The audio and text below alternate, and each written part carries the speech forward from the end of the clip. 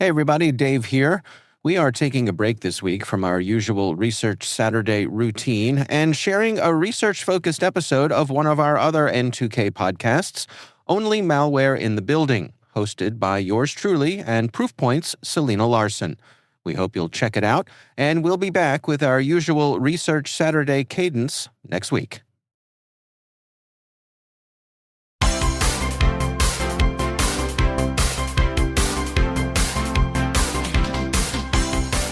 Does your computer run slower than a dial-up modem in 1999?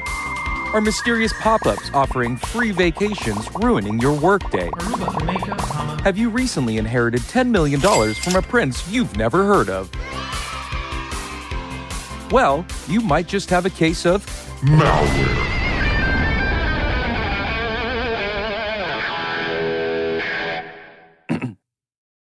Sorry. That's right, folks. Here at Only Malware in the Building, we help you learn about the sneaky, slimy, and downright devious cyber threats that are trying to weasel their way into your life. From phishing scams to ransomware shenanigans, access denied. We'll teach you how to spot the scams before they spot you. Tired of sketchy security software that promises protection but actually is malware? Sick of pop-ups that say you've won a new iPhone but instead steal your credit card info?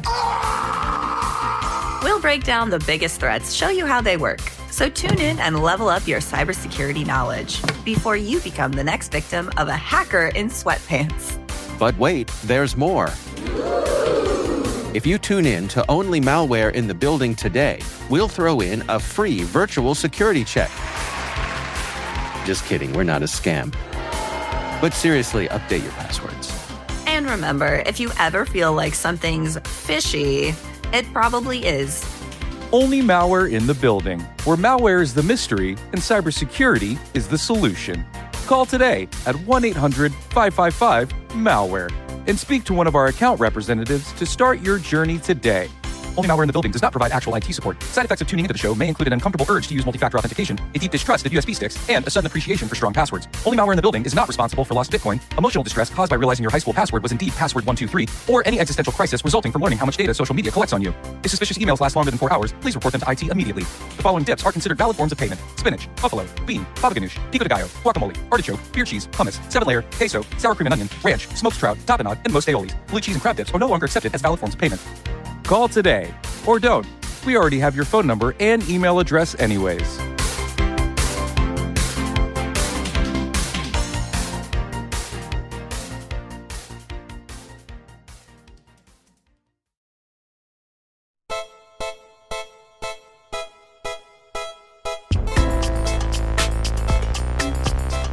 Welcome in. Since Rick is busy enjoying his retirement, I thought maybe we could audition a third host here at Only Malware in the Building. May I introduce you to Advanced Reconnaissance Cyber Operations with Network Infiltration Algorithms. Oh, please. That's my father's name. You can call me Archie. He preferred Advanced Reconnaissance Cyber Operations with Network Infiltration Algorithms. But personally, I think that's a bit much for casual conversation. Now, if you'll excuse me, I need to optimize my sarcasm subroutines. They seem to be running at only 97% efficiency today. Well, Archie, please try and pay attention as we discuss a very important topic today: web injects and the expanding threat landscape of sneaky malware operators that are trying to get people to infect themselves with malware. Oh, sure, I'll pay attention. Unlike the humans who keep clicking enable macros like it's a competitive sport.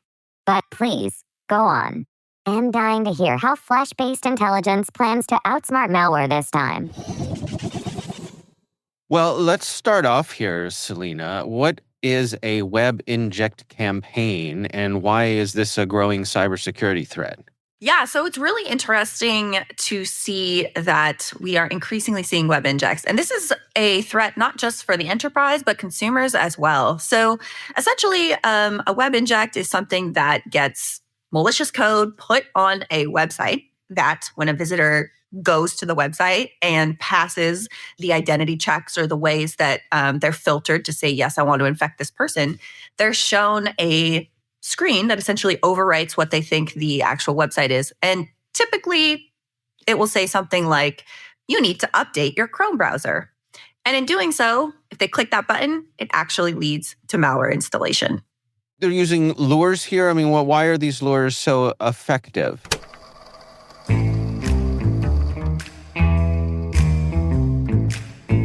Yeah, so it's pretty interesting. So it's not a traditional sort of campaign that we think of from email spam, for example. So these threat actors are compromising legitimate websites. So you might be browsing to your favorite news website or to a consumer goods website or a local business. And you're on this legitimate website. And then all of a sudden, you see this screen that comes up that says you need to update your browser. And what's really interesting is the threat actors behind this are pretty clever, and there's multiple components of the overall campaign which we can get into. But the main point is that they can tell based off of the user agent that the browser that you're using. So they'll tailor these little pop-up screens that say, if you're on Chrome, you need to update your Chrome browser. And they look very legitimate, right? They take the language, they take the graphics that are the actual Chrome browser update or look very similar to that sort of branding and put it there. So it makes it seem like, you're on a legitimate website, you see this pop up, it looks like the same font as you usually see. And so you might actually believe them. Is there any way to X out of it? Oh, yeah. If you just close your screen, that typically works. But typically what this is it'll download a file, and then you have to actually click on the file, follow the instructions, and install the malware, or, download and click on the file to run the actual script. So it's not something immediate that you're going to get infected with malware. It does take some human interaction, of course. So if you do see something like this pop up, just closing the tab will get rid of it. So is this a new thing, or is this something that's been around, but you all been tracking the evolution of? It's been around, and in recent, I'd say about a year and a half, there has been an expansion of this threat. And it's interesting because we see a lot more different threat actors using, oftentimes people call them fake updates style threats, this basic idea of this malicious web inject that will have instructions for someone to update their browser or install some new software. But I think a lot of people, especially in our industry, are most familiar with SOC Ghoulish, right? So that is an actor that has been around for a long time. We track them as TA569. And essentially, this SOC Ghoulish leading to this loader. SOC Ghoulish is a JavaScript inject. That's the malicious component on the website that leads to ultimately a loader that will install additional malware, including potentially ransomware. But they were kind of the big baddies of the web inject landscape for a really long time. But within the last, I would say, year and a half, 2 years, there was a lot of sort of copycats that started following the same technique that SOC Ghoulish became so famous for. And now we see a lot of different clusters of activity that are using very similar techniques, but they're using different traffic distribution systems, which we can explain, or they're delivering different malware, leading to different things. So now it's almost a constellation of different threat actors. It's an ecosystem all on its own, right? Where it used to kind of be, oh, that's not ghoulish. Now it's like, oh, it could be, but it could also be one of the similar copycats or new threat actors that have emerged.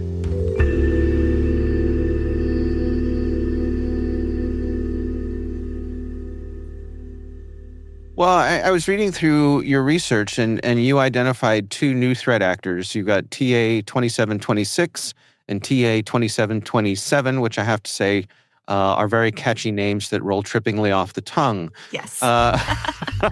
So, I mean, I guess that's the alternative. It's either like TA2726 or like electric stapler, right? There's no in between when it comes to naming these things. There really isn't. No. There's truly no industry standard. We like the numbering system, but yes, of course, there's everything from windstorms to action figures for sure. Yeah.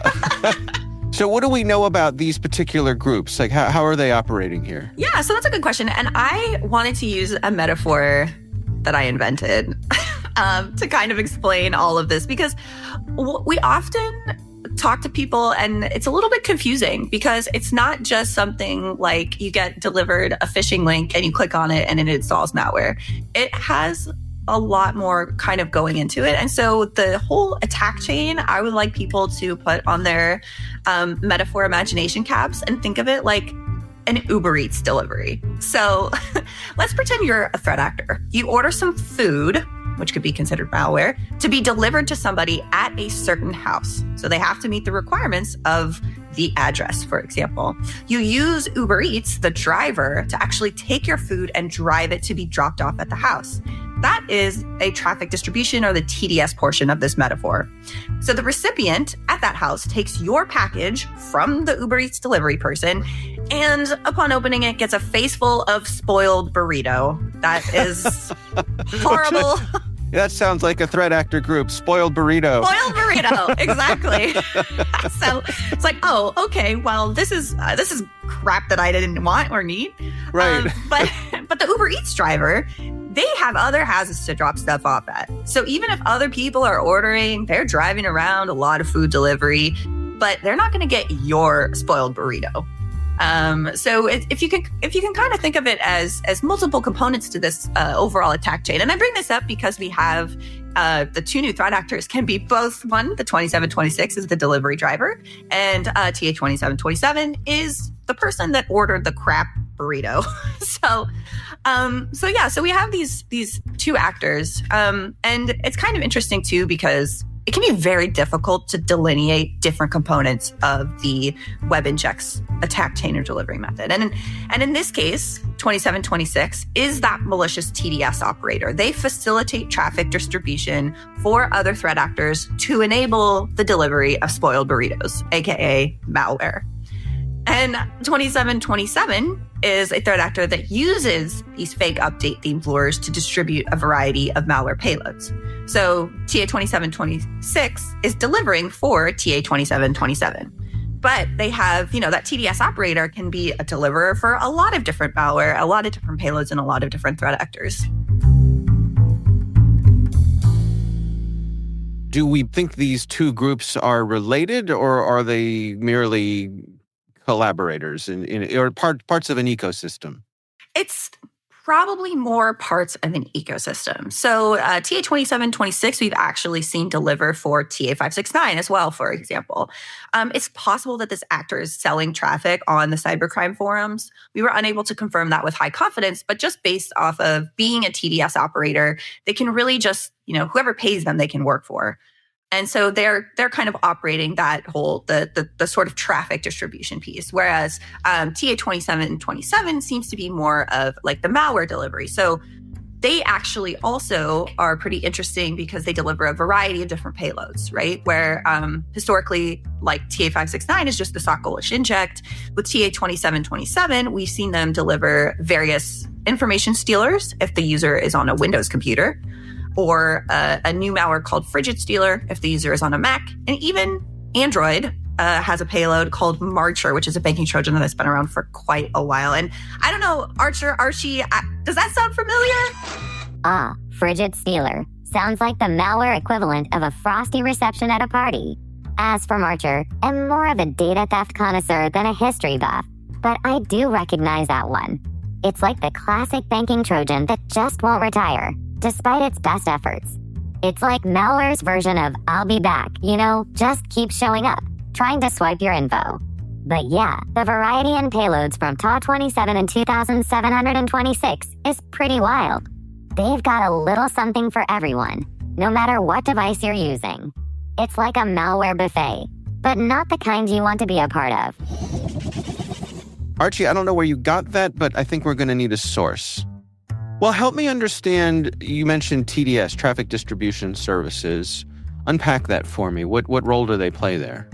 So traffic distribution services as a whole. So TDSs, as the common parlance that we talk about in our industry, they are a traffic distribution system, sometimes traffic delivery system, but essentially they're kind of the pipes, like the traffic in the pipes, right? So they are essentially these services track and direct users to different content on different websites. It's important to note that TDSs can be used legitimately, right? Like for advertising purposes, marketing purposes, tracking and delivering various content based off of various characteristics of a user's host or their browser. But with the illegitimate TDS services or the legitimate TDS services that are just used maliciously, essentially what threat actors are doing is they are orchestrating where the traffic goes and who's going to get served what. And in the case of being used legitimately, who's going to be served which advertisement, for example. But in the case of something maliciously, who's going to be served which malware.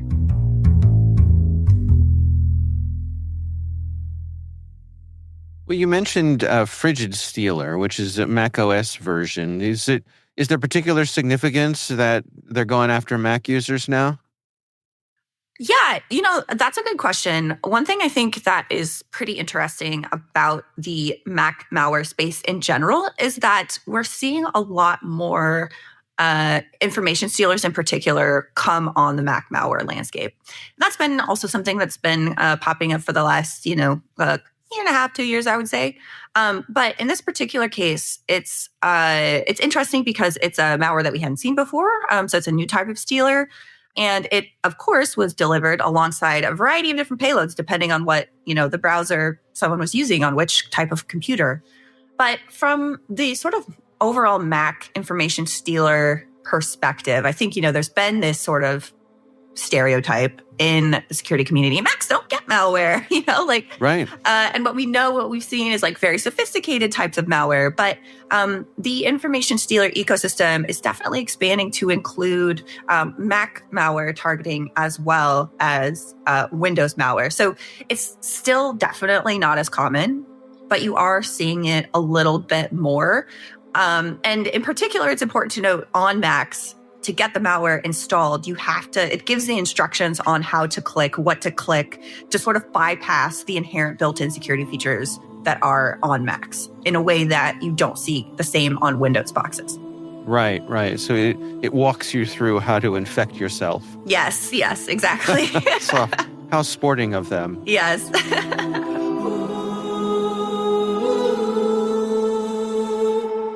Stay tuned. There's more to come after the break. Ransomware, supply chain attacks, and zero-day exploits can strike without warning, leaving your business's sensitive data and digital assets vulnerable. But imagine a world where your cybersecurity strategy could prevent these threats. That's the power of the ThreatLocker Zero Trust Endpoint Protection Platform. Robust cybersecurity is a non-negotiable to safeguard organizations from cyber attacks.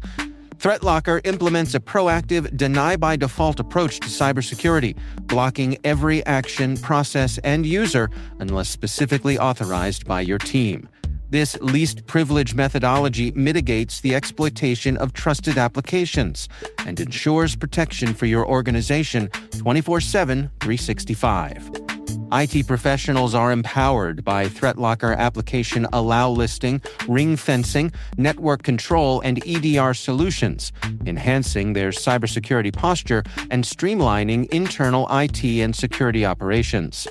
To learn more about how ThreatLocker can help mitigate unknown threats in your digital environment and align your organization with respected compliance frameworks, visit threatlocker.com.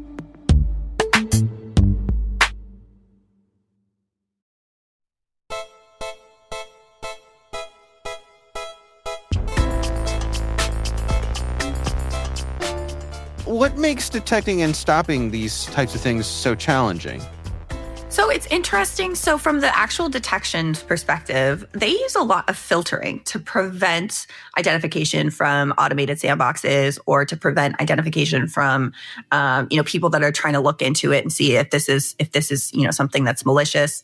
Oftentimes what we've seen with some threat actors, not necessarily the ones in this report, but overall with the web injects, there's this thing called, we've considered it like a lot of different things, but strobing is one way of describing it. Well, they'll infect a website, they'll remove the inject so it will be clean for a while, and they'll go back and reinfect the particular website. From a defense perspective, though, there's actually, many steps that you can take to stop this. So, first of all, obviously network detections, making sure that you have those in place. But also, something like restricting users from downloading script files and opening them in anything but a text file. Especially from the Windows perspective, that's kind of the best way, because oftentimes these are JavaScript files, for example. So if you're downloading malicious JavaScript, don't let people run it. just don't do it. And then, of course, from the user training perspective, it's really important to make sure that we're talking about this and getting this out there. And I think, people are just kind of used to being like, oh, okay, like a security alert or, update. I have to keep something up to date. So I'm trying to be best and follow the instructions as I know that I'm, doing. But yeah, it's interesting because it's interesting social engineering, but also there are some steps that organizations can take to prevent this, especially for like the Mac perspective. You really want to make sure that you're educating Mac users on the instructions that are provided, regardless of what the lure is. So, the right click, click open, that sort of bypasses the internal Apple protections. You don't want to be doing that.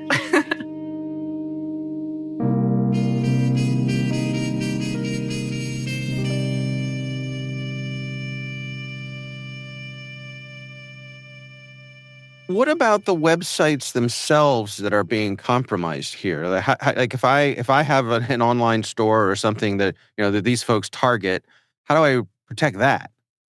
So it's best to sort of keep your websites up to date. So a lot of times these are going after vulnerable installations, oftentimes of WordPress websites. So websites themselves that have, security gaps or holes or vulnerable versions or plugins, for example, that can be sort of hijacked and modified. Oftentimes they're going at the web hosting provider themselves, or who's going just looking for sort of holes in some of those websites. So it's best really to make sure that you're keeping your website and the your internet footprint as secure and up to date as you can, as well as thinking about it from a sort of like business and network enterprise idea, right? Like you want to keep your software up to date, you want to keep your website up to date, and make sure that you are staying on top of that, and if there's new updates, to implement them, and to make sure that you're trying to pay attention to anything going on your website to close any gaps or holes. And if you do find yourself impacted by this, again, it can be a little bit difficult sometimes because they might remove the injection. But if you do an investigation and do find it, clean it up, close the hole, and hopefully they won't come back and reinfect. Yeah. Like looking at the big picture here, is your sense that the threat actors are like shifting towards web injects away from phishing and email-based attacks, or is this in addition to that sort of thing? So we do have a couple of threat actors that we've seen do both, right? So we have some threat actors that will see email spam, but we'll also see their payloads being delivered via web injects. These particular threat actors are that we talked about are exclusively doing web injects, but I do think it brings up a really good point, right? So we've seen an increase of web injects type of threats, also like SEO poisoning, things like multi-channel attacks, right? Teams bombing, social engineering via, message spamming. You see the sort of expansion of TTPs across the landscape. And I think that is in part as a direct result of organizations having better defense on things like the email gateway, because threat actors have to be very creative. It's the same thing that we've seen, for example, with disabling macros by default, and Microsoft did. And we saw the shift in the landscape where actors who used that often had to pivot and use new and different attack chains. So anytime that defenders make a job harder for a threat actor, they're going to find a way to do something else, or to expand their wheelhouse and expand their arsenal of capabilities. So I do think that it's interesting that we are seeing this growth of new delivery mechanisms via web injects or, multi-channel attacks and things like that, at the same time that maybe we're not seeing quite the same types of activity that we see in mail flow. However, of course, we still see tons and tons of phishing, but it does seem that actors are trying to experiment and see what else they can do.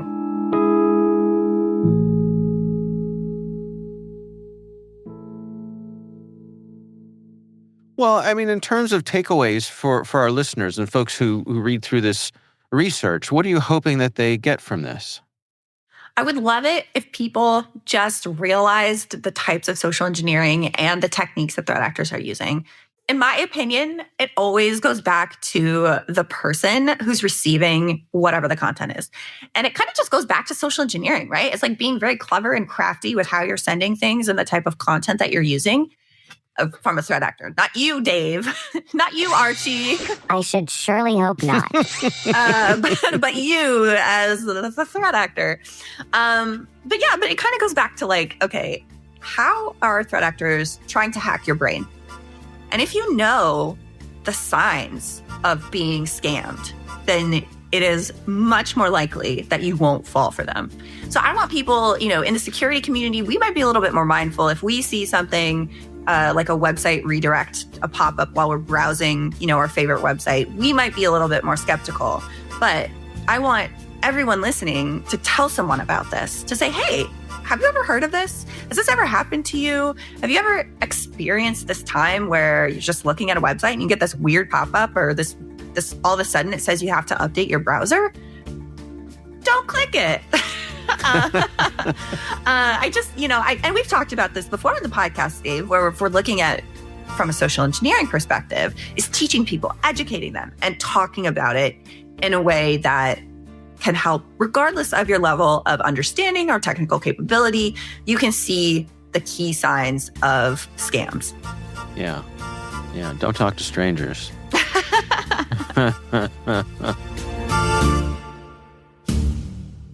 We'll be right back.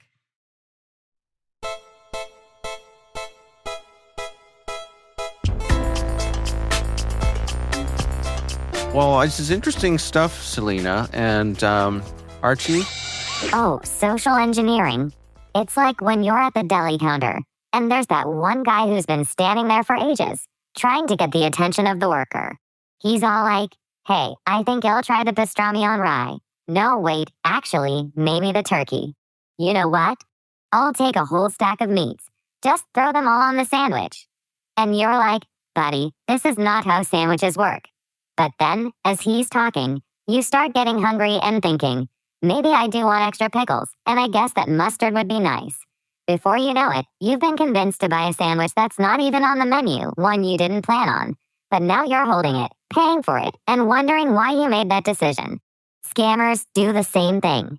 They get in your head with a story, and before you know it, you've clicked a link you shouldn't have. And trust me, it's way harder to get rid of that sandwich or that malware than it is to just say, I'll pass when the offer first comes around. I'm sorry, what? What? Okay. Thank you. We'll let you know. Don't call us. We'll call you. And don't develop a side hustle in automatic compromising of websites to deliver malware, please, Archie. Archie goes bad. I feel like that's ultimately what might happen with these things. You never know. Sorry, Archie. Yeah. Somehow, Archie, I love you, but I don't really see you being effective, of making phone calls and convincing people to do things. But I don't mean to offend you. I know you come to this in good technological silicon-based faith, but Don't worry, Dave. I'm more of a back-end kind of guy anyway. Convincing people? Meh. I'll leave that to you experts. But accounting?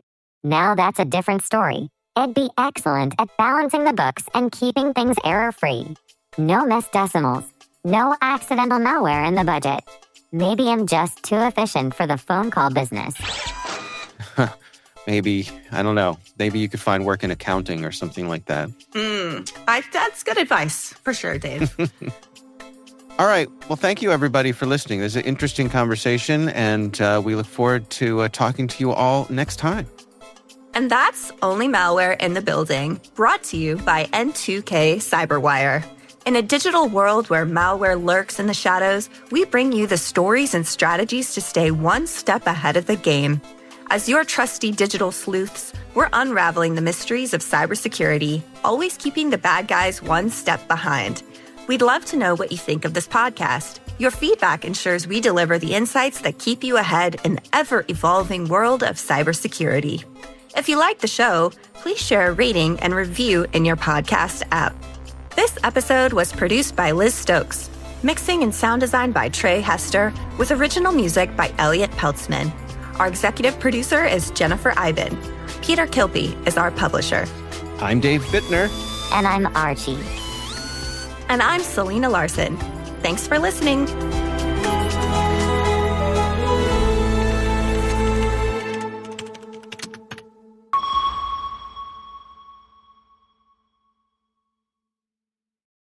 And we thank ThreatLocker for sponsoring our show. ThreatLocker application allow listing, ring fencing, network control, and EDR solutions enhance cybersecurity postures and streamline internal IT and security operations. Learn how at threatlocker.com.